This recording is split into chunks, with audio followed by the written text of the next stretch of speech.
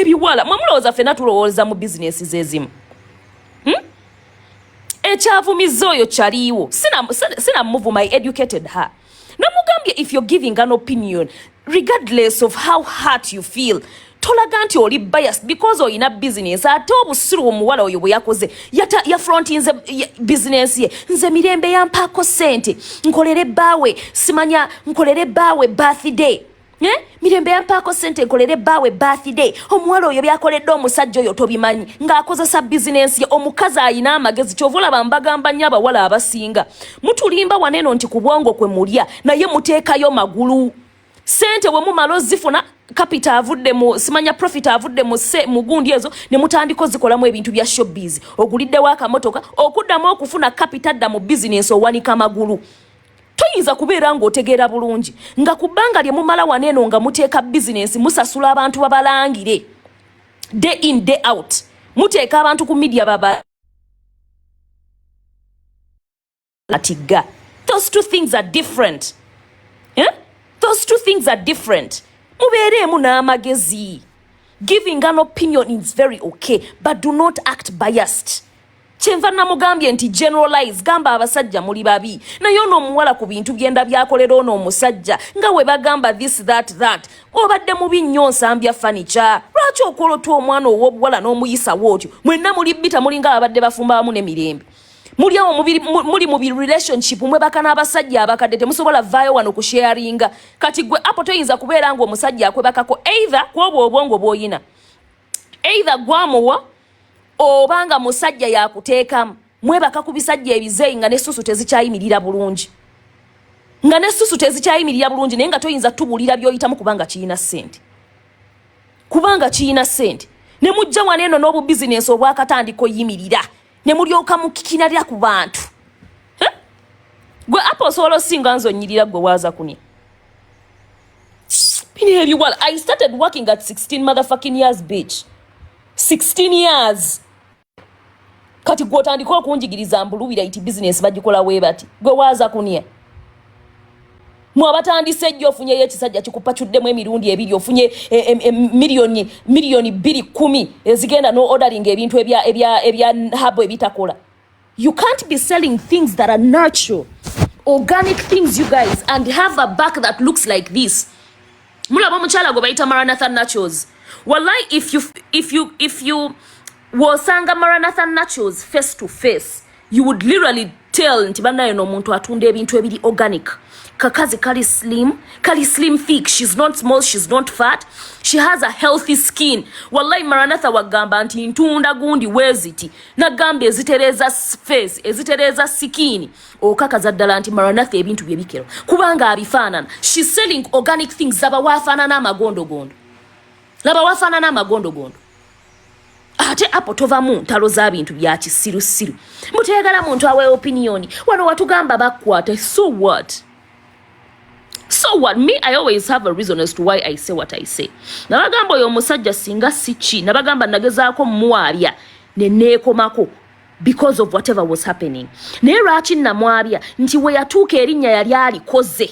Ng'erinnya ddene ng'asobola okusobya ku bwana bw'abandi obuto ng'abaana tebategedde. Whether or not the police takes action ku Edrisa Lubega, I do not care. Naye nga kyemmanyi nti ekintu kirina kubeera ekintu kimu. Abaana n'abazadde be yali azannya nabo firimu bakimanyi nti ono omusajja alimu obuze tebasobola kulagaalira baana baabwe. That is not how it happens. Kati gwe tuti mu bintu bya bwongo ojja ogulubeesana n'emigongo egifaanana we bati ng'ate otunda bintu biri habu. Nzija skincare wise I'm coming. Guno omwaka mutegeke sente za Luwi iti. Ngenda baleetera bells engoye. Muwulira bye mbagamba bino si kugira. Ngenda baleetera z'abaana mbasuubuza engoye z'abantu abakulu. Just get ready to patronize Luwi Light. Mukitegedde ekintu ekyo. Business tetuzikola lwa pannaye kulagako nti bannaye naffe twatandika nedda. La tubeera ready. Emirundi gye mbadde njagala otandika business ku lwa kumpogganira wano naye kubanga nina abantu abategeera abandi okumpi ne baŋŋamba nedda tonnatuusa. Okitegeera. Give your opinions, nze tebinkwatako. Naye wemba mpadde eyange tonnyingiramu. Keke, let me finalize here and I'm going to come. Tonyingiramu. Okategedde. Nze benna yingidde bavuma muntu nga balinga bamuyinako grudge. Give your opinion respectfully. Why are you insulting? Singa Mirembe tavuddeyo obwo obusungu bwo wandibadde obujjawa. Singa obadde obujjawa. Laba nnono mbu twali twakoowa. Gwe naani wambwa nga maama wo nnyoko faani wange. Onkoowa ngaani? Ngende yakuzaala faani yange. Kwega kummerako ate malala. This, you're selling something organic. Ngo ofanana ngo mpakiremu kasasiro. Ofanana ngo omupakiremu kasasiro. Matama goyo omukazi galiwega. Let me put the picture. Wallahi toyinza kubanga otunda bintu biri organic. Laba alinga power puff. Laba alinga power puff. Ezo shape kati nebuzaako kuba nakugamba nze ku magezi kwentudde. Apple 256. Toyinza kuambala bukuropu topu kweje emyaka. We know olinga omupakiremu kasi olinga power puff. Omukono bagutuze weguti. Amatama. You're telling me you're selling things that are organic. You're telling me you're selling things ebiri natural. Ebiri organic. Look at her. This is Apple 256. She sells organic things. Mugenda patronizing. Oba toyagala kuocha. Woba toyagala kuocha. Mugenda patronizing. Mulabe wafanana. Alinga akadeya akanatera okwabika. Alinga akadeya akanatera okwabika. Bana isogera kukaana kawala ka Apple 256 akawala akalunja akalina ebiso kakyala kasaamu nedda. Oyo Apple mwana anyirira alabikira ddala healthy. Olabira ddala ng'ekyana kyakula bulungi kiri nacho bulungi kissa.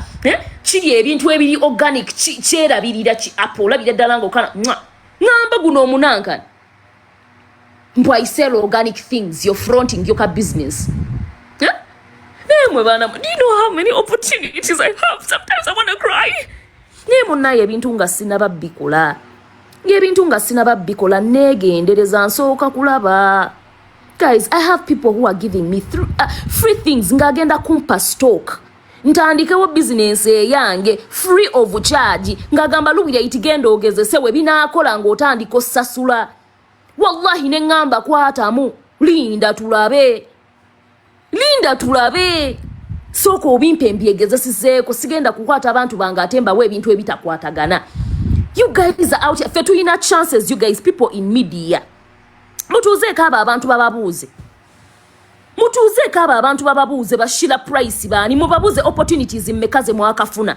Ngoli amuletera business na mugamba shira ntunde ensawo. Ne business yensawo giyingiremu kati nze ogenda kubeera ompaako 15%. Ogenda kubompa. Tulina opportunities wallahi Allah yasinga okumanya.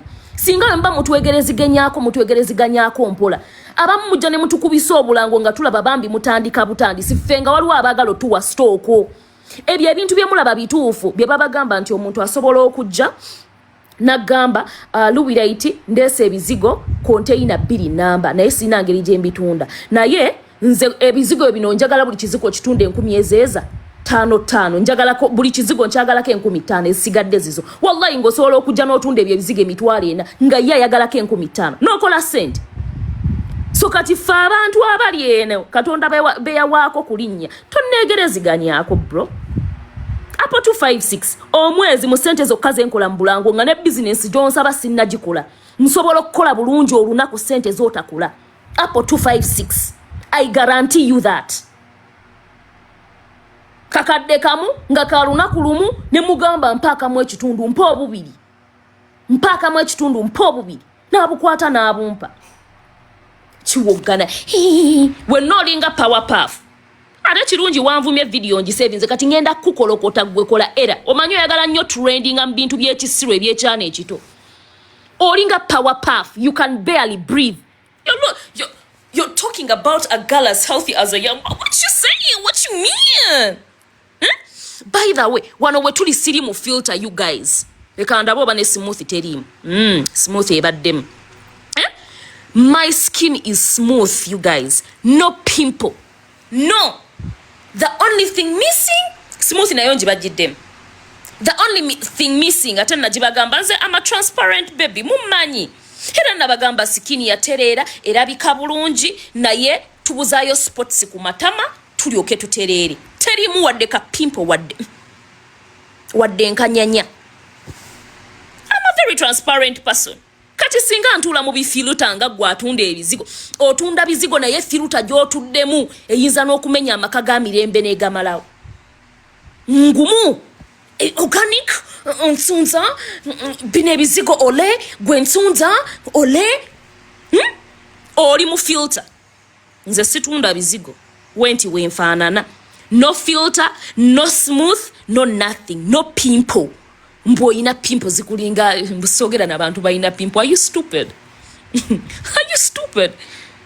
256 oli mukwano gwa chali wange Sefuko. Mugambe yo ya John alabye ku Sefuko. Mugambe Luwi kirabika kitya. Bro nyirida. Sometimes ntuke abane banga n'ekibwala. Kinyirira bwe kinga nyirira alhamdulillah. Ayeyeyeye. Luzira yagezaako okuwona kasikini naye nakatabuki. Naye nga abasaba business kati nga mmwe bamuyitano yo muwala. Sitoko yo ina wakubalira ku ngalo. Nja kuleeta sitoko otye. Okitegeere ate nga sitadde emuzange mind you. Nze nga nfuna bufunyi. Fe tulya ku magezi bro. Bine ebiwala nze binsesa man. Fe tulya ku magezi intelligence. Bye batabalabamu. Okategedde akantu ako. Tonzanyirako. This is my skin. No filter. I can proudly look you in your eyes negamba smooth. This is what a healthy skin looks like. Temuli magondo only the spots. Ate mulimu spots because ochimanyi mubaddemu embalabo kuva mu komera. Deno wuya ababuuze deno yandabyeko jonda bikanta my brother. Tell them. Yeah? Nyirira chikazi. Busipotso olunagwa webuti apo genda kumpitawa. Nja kukubira ka business kano ko tunda ngoli mu filter. Onyige nze kimvamula banjagala ekiwala kinnusura. Njagala nnyo kinnusura. Nusura agenda kutunza ebizigo nga tali mu filter. Nga tali mu filter. Akugambe bannaye kino kyenkozesa. Ate mujjukire omuntu kyakosa si kye kigenda okukolera. Gwe ekizigo kyogamba nti bambi kino kye kisobola kukola. Ate oli kye kimukolera. Nje kimvamula banjagala nnyo ekiwala. Kigenda kugamba bino byenkolera, bino byenteeka ku mubiri gwange. Ngate chirimu oli mu filter. You look very unhealthy but you sell organic things. Organic where? Banayo omuntu ali emmere eri healthy ali mu bintu ebiri organic ayinza okutunulanga power puff. Power puff yenna alinga omupikemu omukate yenkana.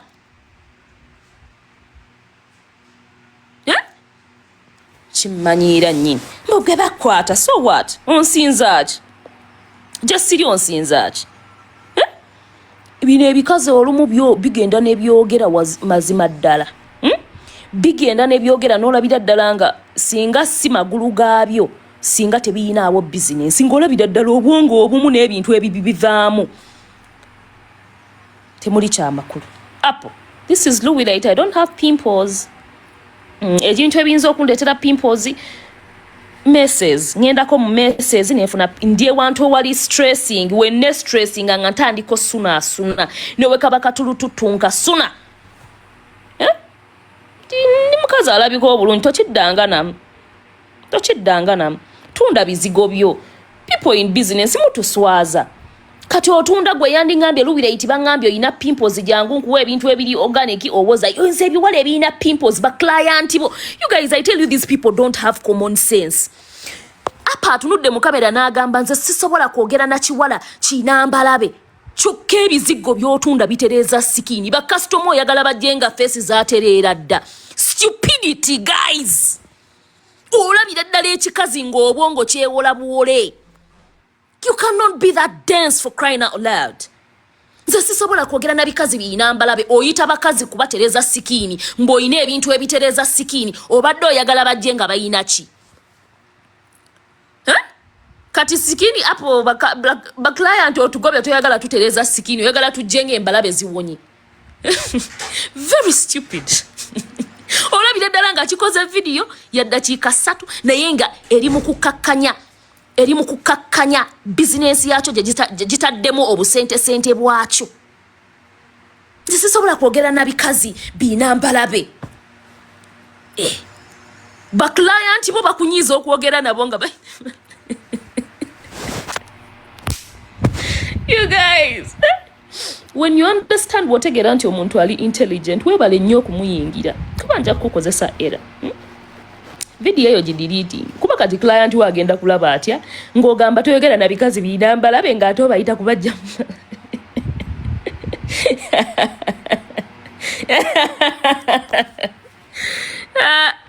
Iwa wabula keisindika naawe mpumudde nnyo mayiraavu omuntu taawummuleko n'amala najja n'abawaamu ngenda kuddayo neekweka empumusuubiza Luwi jangu tugende sawa za meetings zituuse bambi galawo layo galawo jako sigenda vaako paka ng'ovuddeko jako layo.